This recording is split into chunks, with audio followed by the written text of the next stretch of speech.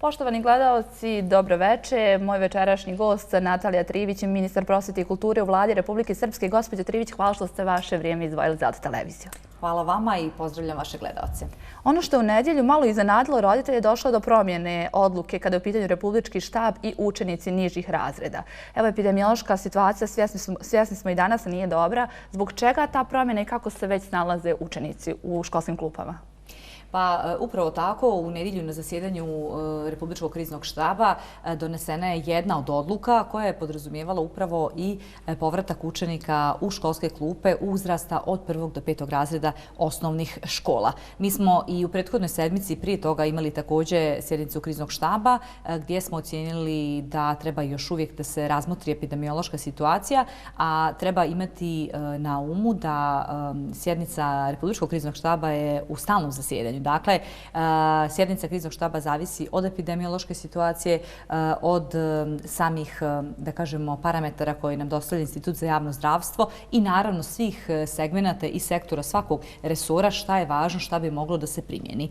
Ministarstvo prosvete i kulture Republike Srpske je iz tog razloga i predložilo da, s obzirom da imamo blagu stabilizaciju i s obzirom na to da učenici nižih razreda imaju i veću potrebu da budu u školskim klupama u smislu sticanja samih znanja, jer znamo da prvi, drugi ili treći razred podrazumijevaju od osnova čitanja, pisanja, sticanja motoričkih vještina, osnovnih znanja, da zaista svaki trenutak je važan po pitanju njihovog obrazovanja. Stari učenici su samostalniji i u smislu imaju već stečena i radne navike što se tiče samostalnog učenja i sticanja znanja i onda smo prosto predložili Republičkom štabu da ukoliko se dolazi do stabilizacije blage situacije da uključimo i učenike nižih razreda.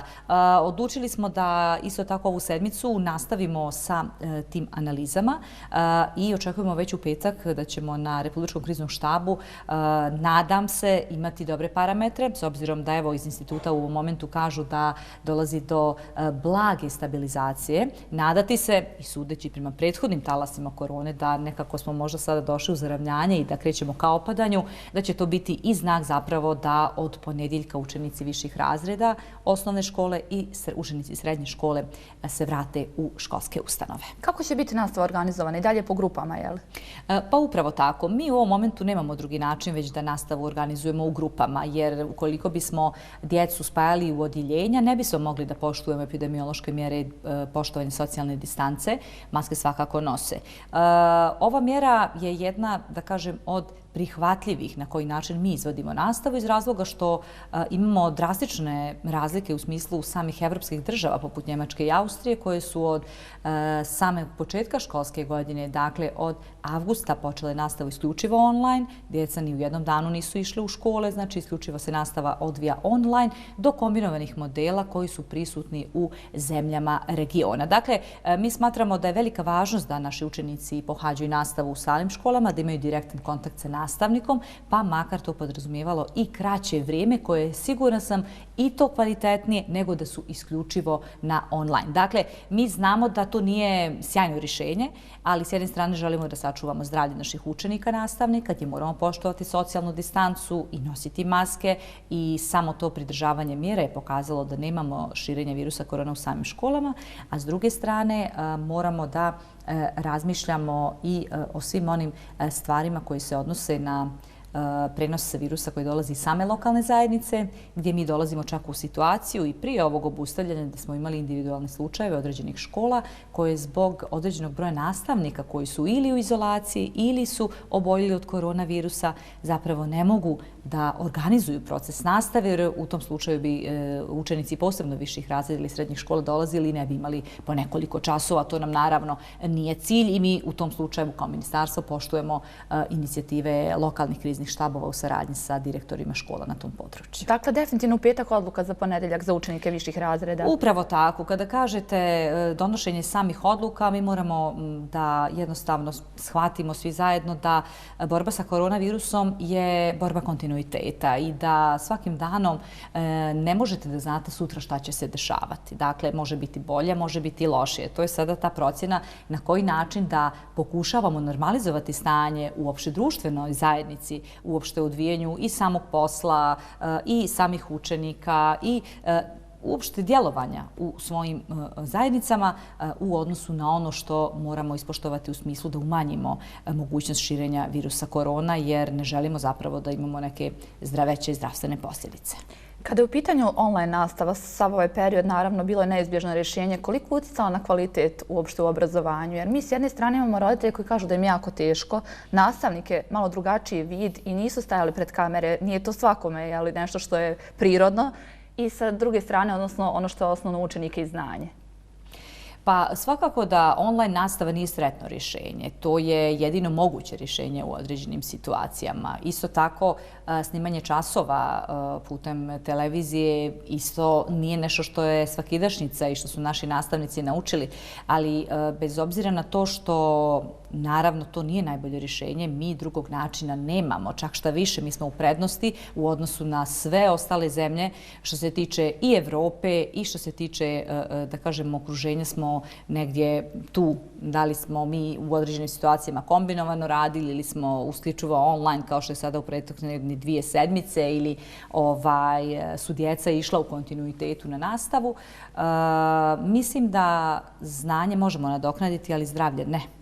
To je nešto što moramo svi da shvatimo. Ja znam i sama sam majka 2 učenika.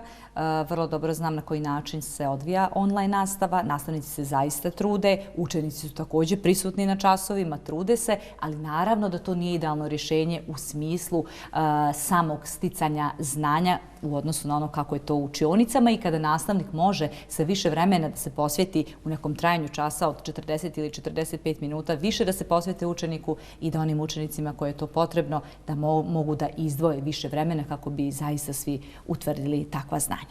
Imali ste često sastanke sa aktivima direktora osnovnih i srednjih škola. Sada vas moram pitati na reakciju ministarstva na izjavu Predraga Damjanovića s obzirom na cjelokupnu situaciju i kako vi ocjenjujete rad nastavnika u ovoj situaciji? Pa ja sam prezadovoljna radom nastavnika, stručnih saradnika, zaista sam zahvalna i roditeljima. Nekako kao društvo u ovom obrazovnom sistemu smo se svi maksimalno uključili jer nam je cilj zajednički, a to je da naši učenici, odnosno da naša djeca, najmanje osjete taj mogući uticaj koronavirusa u njihovom obrazovanju. I to jesu zaista veliki napori i ja izražavam veliku zahvalnost svim prosvjetnim radnicima i svim roditeljima koji daju svoje maksimume kako bismo mi izašli iz ove situacije sa što manje, da kažemo, poteškoća u smislu oboljevanja naših učenika, odnosno naših nastavnika i da djeca ipak steknu osnovna znanja koja su važna po pitanju određenih nastavnih jedinica. Što se tiče stava i zaključaka sindikata i po pitanju izjave direktora Republičkog pedagoškog zavoda, gospodina Damjanovića, ministarstvo zaista ne stoji za takve zapravo izjave. Naravno da svako u datom momentu i u određenim situacijama može odreaguje kako je trebalo ili kako nije trebalo, ali što se tiče konkretnog stava ministarstva, puna podrška prosvjetnim radnicima koji, evo, sigurna sam da će uspješno privesti ovu godinu kraju, dakle do početka juna. Ono što je o čemu se uvijek govorilo u medijima, plata prosvjetnih radnika, izjednačavanje sa koeficijentima i sindikat. Sad vaša saradnja sa sindikatom i kad se može očekivati neki pomak u tom pitanju? Pa mi zaista imamo saradnju u kontinuitetu sa sindikatom i smatramo da je to dobro iz razloga što su oni upravo tijelo koje ima određenih saznanja, kakvi su stavovi uopšte po pitanju određenih promjena u smislu unapređenja obrazovanja i što se tiče samog statusa prosvjetnih radnika.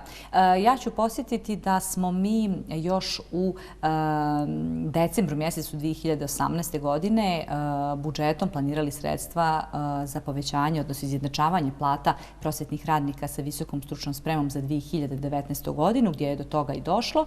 Naredne godine, dakle 2020. godine, radili smo na povećanju kompletno svih plata zaposlenih u obrazovanju. Namjera nam je bila da nastavimo sa tim izjednačavanjem i u ovoj 2021. godini, međutim sam virus korona je doveo do toga da mi nismo u ovoj godini bili u mogućnosti da izdvajamo budžete u smislu 20 ili 30 30 dodatnih miliona u smislu nastavka tog izjednačavanja, jer u doba korone su se zaista svi finansijski kapaciteti usmjerili ka zdravstvu, ka privredi u smislu prevazilaženja svih onih posljedica koje mogu zaista opšte društveno štetiti našoj zajednici. Ja se nadam i sigurna sam da ćemo mi već početkom, evo s krajem maja, razgovarati ponovo sa sindikatom. Imali smo nedavno sastanak gdje i mi radimo na usaglašavanju određenog finansiranja uopšte obrazovanja u Republici Srpskoj, da vidimo šta trebamo mijenjati i tražit ćemo podršku svakako sindikata u smislu aktivne uključenosti, šta je ono šta oni smatraju da je potrebno možda promijeniti i da možemo se tome posvetiti u ovoj godini kako bismo razmatrali mogućnost nastavka izjednačavanja plata za narednu godinu, naravno sa usvajanjem budžeta, a opet kažem, sve će zavisiti upravo od samih kretanja po pitanju virusa korona. Nadati se da ćemo nekako i sa početkom intenzivnije vakcinacije uticati na širenje koronavirusa i da će se situacija stabilizovati tako kako da bismo mi na taj način odahnuli i krenuli u dalje aktivnosti po tom pitanju. Upis u srednje škole s obzirom na epidemiološku situaciju? Upisi u srednje škole kao i prethodne godine idu prema redovnoj proceduri. Kao što je bilo i prethodne godine, institut je pripremio jedno uputstvo u smislu samih poštovanja mjera prilikom predaje dokumentacije u srednje škole. Upisni rokovi su u junu, odnosno julu mjesecu. Ono što je važno je da je ministarstvo u saradnji sa privrednom zajednicom izradilo upisne politike za narednu školsku godinu. One će krajem aprila i biti objavljene u službenom glasniku Republike Srpske kao upisna politika, tako da bi naši učenici mogli da razmotre koje je ono željeno zanimanje koje bi htjeli da upišu i da se zapravo pripreme u smislu same dokumentacije, svega onoga što podrazumiva predaja za upise u srednje škole. Često imate sastanke, razgovarate sa predstavnicima privrednih komora, Privredne komore Republike Srpske, kao i predstavnicima poslodavaca, da se ta upisna politika negdje prilagodi potrebama tržišta rada? Pa to su naši sastanci kontinuiteta, jer srednje obrazovanje je upravo i namijenjeno da se profiliše u skladu sa potrebama tržišta rada, a potrebe tržišta rada su u zavisnosti od lokalne zajednice različite. Iz tog razloga mi još s početka godine tražimo jasne stavove i potrebe svake lokalne zajednice, jer su lokalne zajednice u stvari nosioci lokalnog ekonomskog razvoja i uključene su u rad srednjih škola u saradnji, dakle, njihovih savjeta sa privrednim savjetima i direktorima škola u toj lokalnoj zajednici. Na tim sastancima i savjetima oni dogovaraju šta je ono potrebno da se i na koji način da se kreiraju upisne politike za narednu školsku godinu, naravno u skladu sa potrebama tržišta rada, u skladu sa određenim brojem kapaciteta na biroima za zapošljavanje, tako da ministarstvo postupa upravo iz ugla onog prijedloga što nam dostavi lokalna zajednica u saradnji sa privredom, jer oni su na terenu i oni znaju koje su to potrebe i za kojim kadrovima za tržište rada u njihovoj regiji. Gospođo Trivić, hvala vam. Mi se vraćamo poslije kratkog bloka reklama.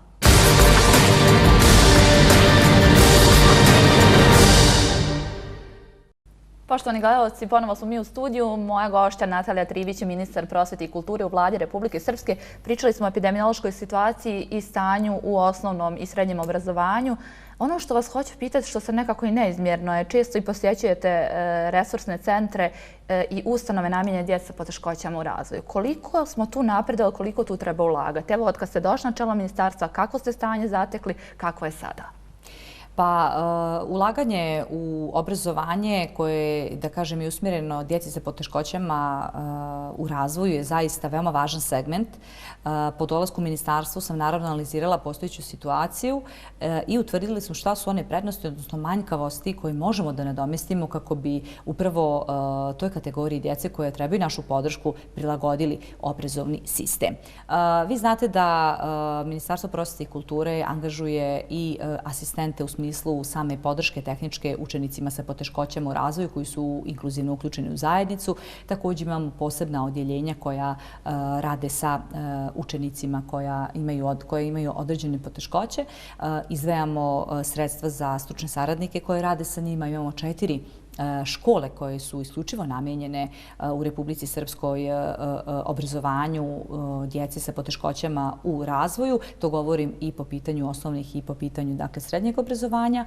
I to nam je veoma važno iz razloga da maksimalno kao društvo se posvetimo učenicima koji trebaju našu podršku kako bi ih osposobili, kako bi oni jednostavno u budućnosti mogli da samostalno rade i da se samostalno obrazuju u jednom smislu, a u drugom da ipak radimo i na njihovoj socijalizaciji i na njihovoj podršci, jer oni su dio našeg društva i ne trebamo ih nikako posmatrati drugačije od toga.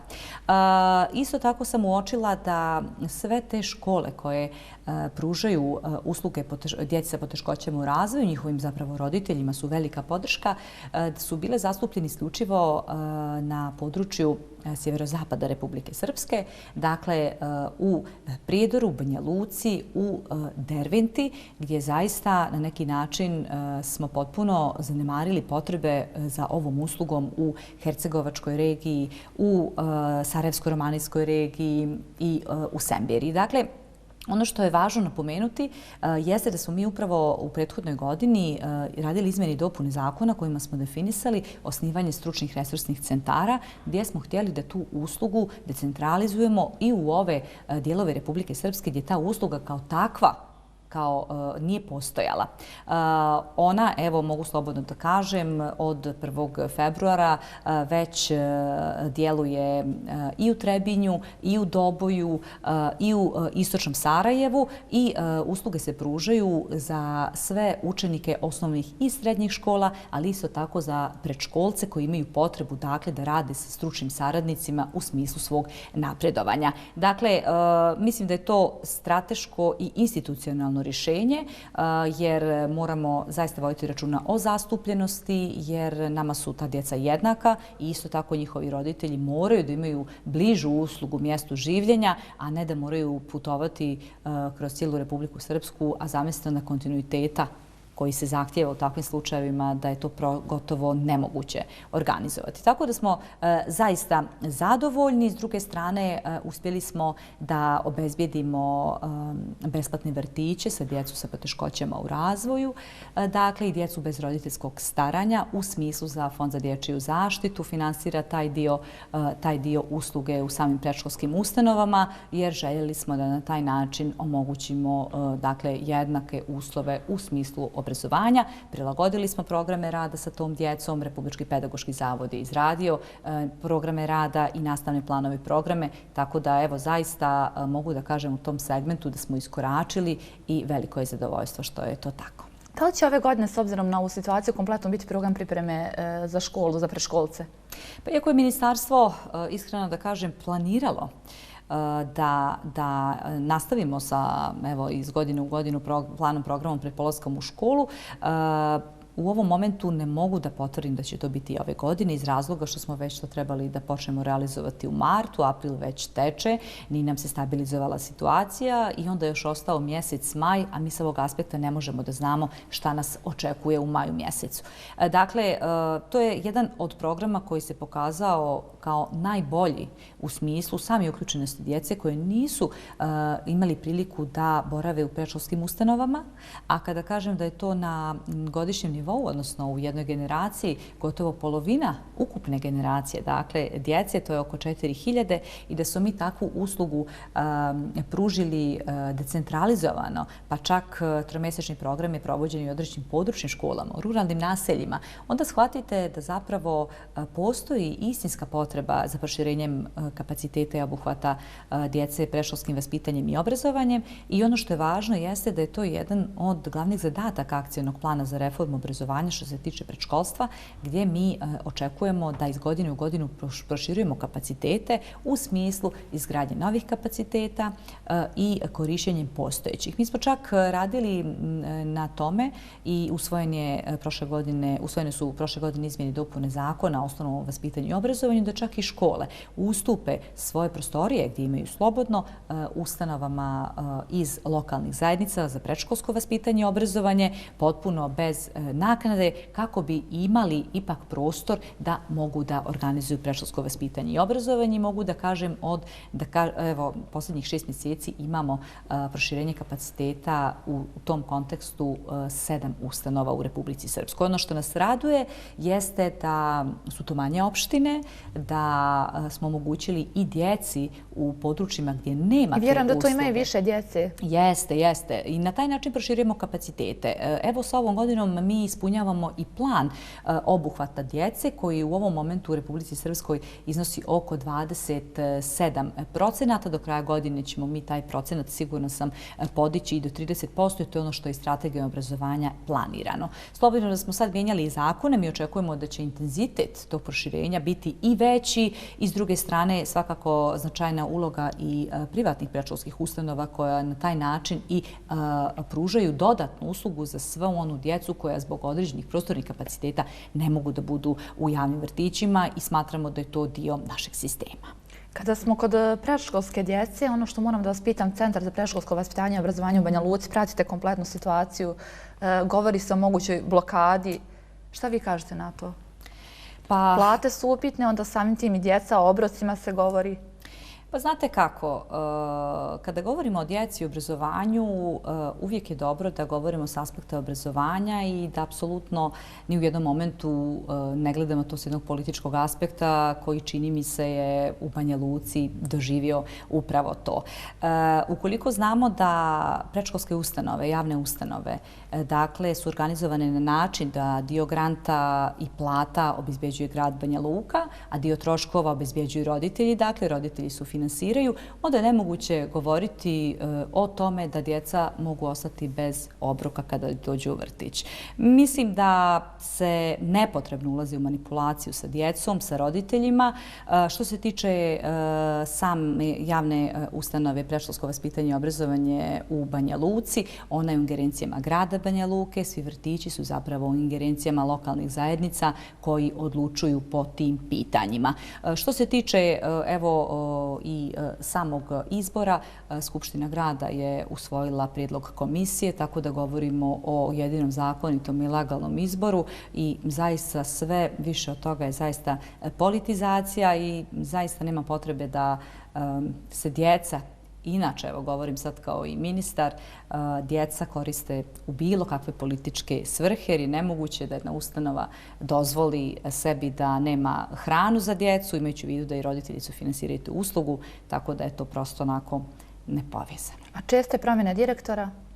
Pa promjene direktora diktiraju same gradske uprave u smislu i naravno Skupština grada koja imenuje i razrješava direktora, da li na mandat. Ovo konkretno što se tiče samih promjena u Banja Luci i samih direktora, koliko sam upoznata, tu je došlo do isteka mandata prethodnoj direktorici, imenova je nova direktorica na VD, objavljen je konkurs, kandidati su se prijavili na konkurs, komisija je rangirala i Narodna skupština je prema prijedlogu komisije usvojila onog kandidata koji ima najveći broj bodova.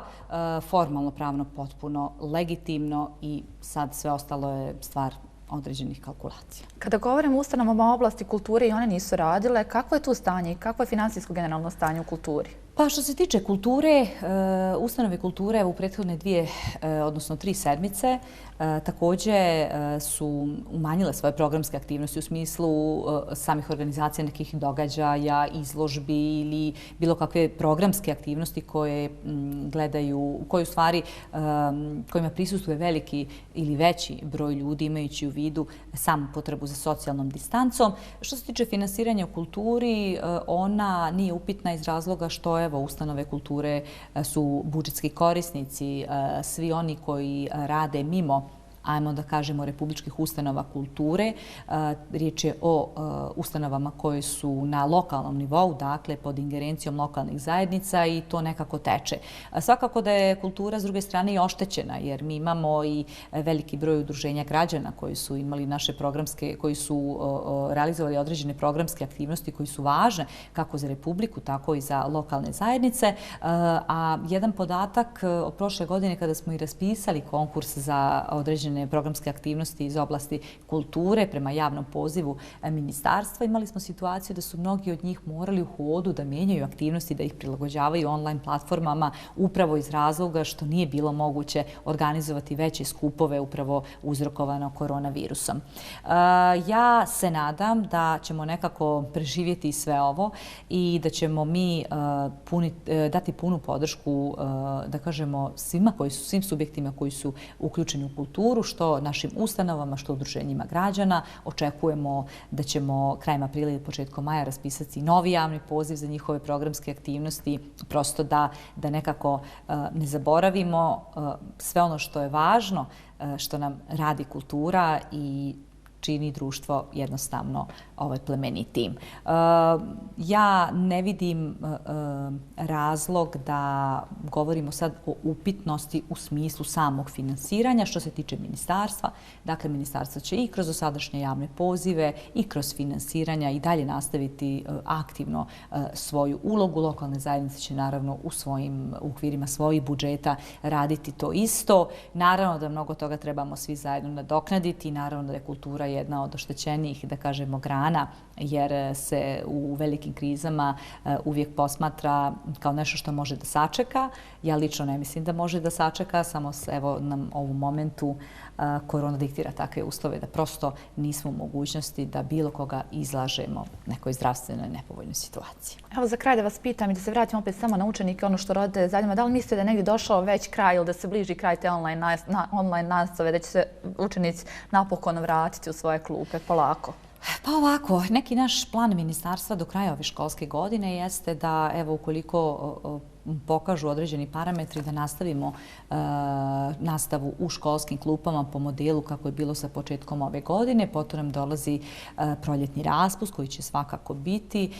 Nakon toga nastavnici već idu u privođenju kraju nastavnih jedinica, obrada, gdje ćemo i njima dati određenu, da kažemo, slobodu da se fokusiraju na ono što učenici nisu možda najbolje savladali, jer oni imaju najbolji kontakt sa samim učenicima, direktan, i znaju šta je ono što su savladali ili nisu. I već sa početkom juna zapravo prestaje ova školska godina. Mi također očekujemo da ćemo ubrzo biti u programu vakcinacije kao oblast prosvjete, gdje ćemo također uraditi veliki posao u smislu vakcinisanja kao dio cijelog društva, jer očekivati je da intenzivna vakcinacija građana Republike Srpske može u najvećoj mjeri doprinijeti suzbijanju virusa korona, kako bismo svi zajedno bar malo dahnuli i da voljela bih da novu školsku godinu započnemo onako kao što je to bilo prije korone. Gospođo Trivić, hvala što ste vaše vrijeme izdvojili za LT televiziju. Hvala i vama. Poštovani gledalci, to bi bilo sve za večeras. Mi se ponovo družimo sljedeće srijede. U nastavku ostanite uz program LT televizije.